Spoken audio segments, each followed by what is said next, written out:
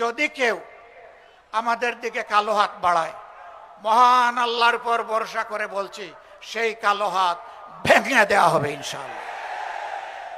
20 কোটি মানুষের 24 কোটি হাত আজ প্রস্তুত। সীমান্তে সুড়সুড়ি দেওয়া হচ্ছে। পশ্চিমের নামে একটা দেশ তাদের নাগরিকদেরকে অবৈধভাবে আমাদের দেশে ঠেলে দিতে চাচ্ছে।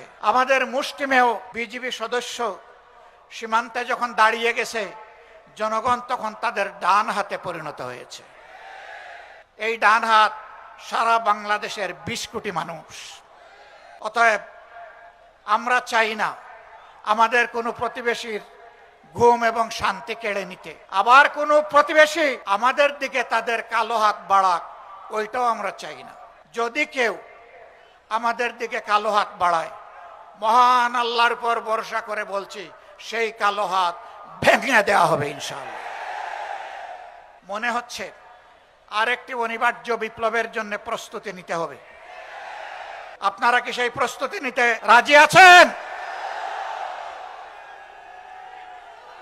সম্মানিত বন্ধুগণ, এই বিপ্লব কোন দলকে ক্ষমতায় বসানোর জন্য নয়, কোন গোষ্ঠী এবং পরিবারকে তুষামোদ করার জন্য নয়। পাঞ্জাবের জগতে একটি বিশ্বস্ত নাম, শাবাব এথনিক ওয়্যার।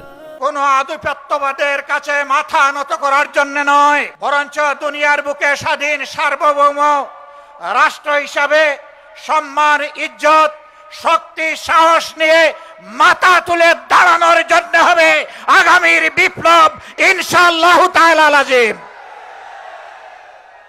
সেই অনিবার্য বিপ্লবের প্রস্তুতি নেওয়ার আহ্বান জানিয়ে একটি শোষণ, দুর্নীতিমুক্ত, চাঁদাবাজ মুক্ত, দলীয় প্রভাব মুক্ত একটি মানবিক বাংলাদেশ গড়ার জন্য আমি যুব সমাজের প্রতি আরেকবার প্রাণ খুলে আহ্বান জানাচ্ছি।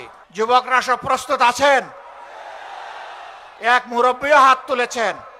আমার ধারণা উনার বয়স হবে 75 বছরের কাছাকাছি। মানে যুবকদেরকে তিনি জানিয়ে দিলেন, তোমরাই শুধু যুবক নও, জাতির প্রয়োজনে বয়স যাই হোক আমরাও যুবক। একসাথে আমরা লড়াই করব অন্যায়ের বিরুদ্ধে, আধিপত্যবাদের দূষরদের বিরুদ্ধে,